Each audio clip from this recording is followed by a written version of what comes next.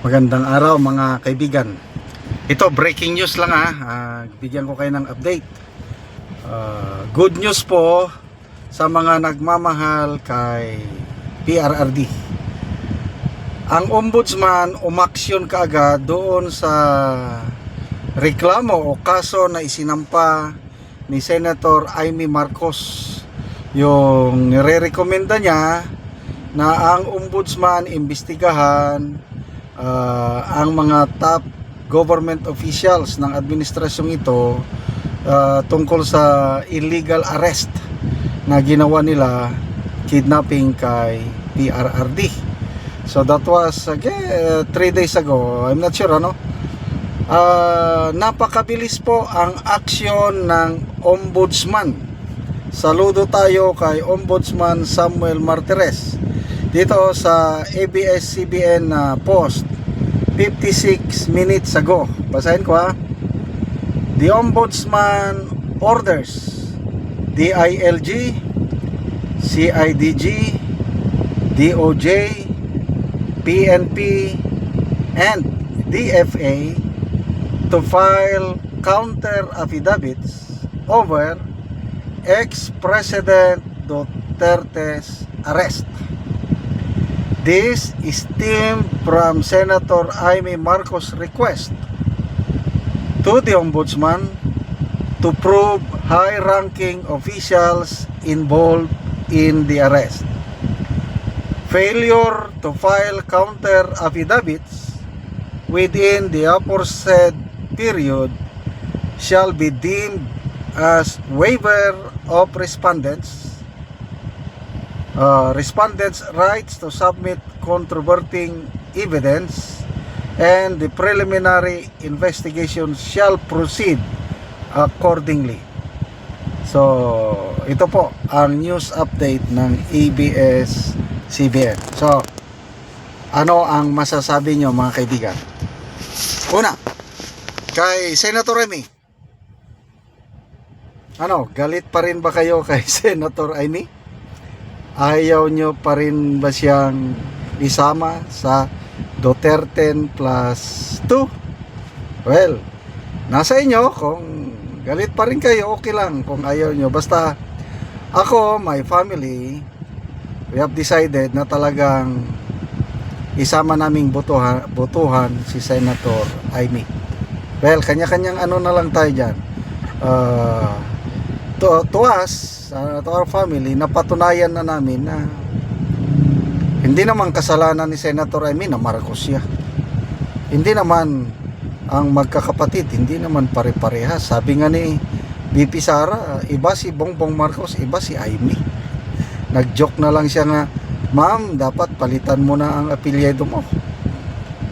Well, mayroong Marcos loyalist na nagsabi, hindi si Amy ang dapat magpalit ng apelyido, it should be Bongbong Marcos. Dahil sabi ng Marcos loyalist na si Amy talaga ang nakakasunod sa apak ng kanyang tatay. And I agree.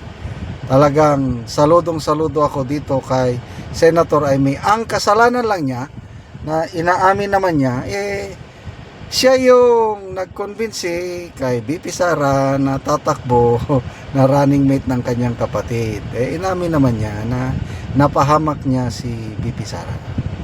Si BP Sara naman, napatawad niya na si Senator Amy, kaya ngayon, nagpa-partner sila. So, ito ngayon, nagbunga na. Ang bilis 3 days lang. Okay, so, pag-usapan naman natin si Ombudsman Samuel Martires na ito, may issue siya doon kay Governor Gwen Garcia sa suspension kay Garcia na inaakusahan na parang may kinalaman daw si Pangulong Rodrigo Roa Duterte. Kasi nga, appointee siya ni PRRD. Halos lahat naman dyan, appointee. Ang daming appointee ni PRRD. Kaya lang, wala na yun. Sa mga nabasa kong post itong nagkarang araw, talagang mas lalo kong nakilala si Ombudsman Martires na he is one of the few government official natin na maaasahan natin dahil he rose from the ranks. He's full of integrity. Problema lang natin dyan is malapit na siyang mag-retire. If I'm not mistaken, August ata siya mag-retire. So paano na itong kaso na ito? Anyway, basta importante masimulan.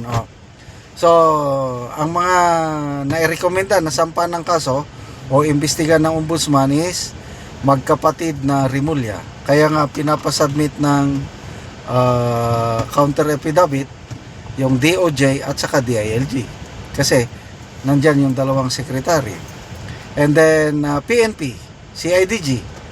Kasi nandyan si General Marbel at General Torre. And then yung DFA naman, pinapasubmit din kasi parang under ata nila si Ambassador Marcos Lacanilaw. Okay? So, magbasa lang tayo sa mga comments, ano? Ito. Si Eli Portillo. Sabi niya, ang bilis ni Martires. Yes. Fast break. Duterte Gonzales. Very timely action by Ombudsman. Kath Trainer. Sabi niya, waiting for the Senate hearing. Meron pa bang Senate hearing? Hindi na ako nakamonitor. Rosario Somera. Ang bilis. No vote for Manang Biday. Ayaw pa rin botohan. Sige lang. Kanya-kanya tayong pagpili. Jose Di Fontrum. No problem. The respondents expected the intention of Amy Marcos and can legally defend themselves. Of course. Kaya nga pinapasubmit sila ng counter affidavit. Lawrence Lapak.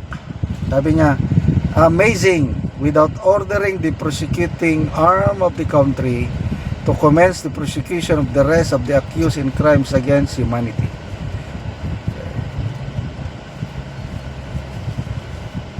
Diba? Susan Lumanta, simula na ng pagbabago. Let's go. Prove to the people that our court for government employees is still working. Yes, I still believe talagang napakataas ang respeto ko sa ombudsman. Maaasahan natin talaga. Felicito Aguila, let us see how the justice system and the constitution work in the country. Nel Solmorin, respect the order, ombudsman, do your job. So, hindi nakalagay kung how many days bago sila mag-submit ng counter affidavit. Basta to me, this is good news. Saludo ako kay Senator Amy. Saludo ako sa ombudsman. Maraming salamat mga kaibigan sa inyong pagsubaybay sa ating channel. Nakakatulong kayo ng malaki sa Tribong Talaandig dahil ang sweldo natin sa channel na ito tinutulong natin sa tribo. Namimigay tayo ngayon ng libreng yero at pako para ma-repair ang sira-sirang bahay ng Tribong Talandig. Panoorin nyo ang video na ito. Sa Sitio Garden ug akong bisitahon si kuya ug si ate sa ilang karaan nga balay. Ayo! Ayo ate! Naitaw? Ay mayong udto te. Sakat ko sa inyong balay. Karon mo na ni ang unang balay ni kuya ug ni ate sa natagaan na mo gero. Una ni ang una nila nga balay og karon nagpatukod na sila og bag-o. Nakatukod na ni karon og bag-o. Apan nakaato pa sila wala pa nila na ulian. So mo ni ang karaan nila nga balay.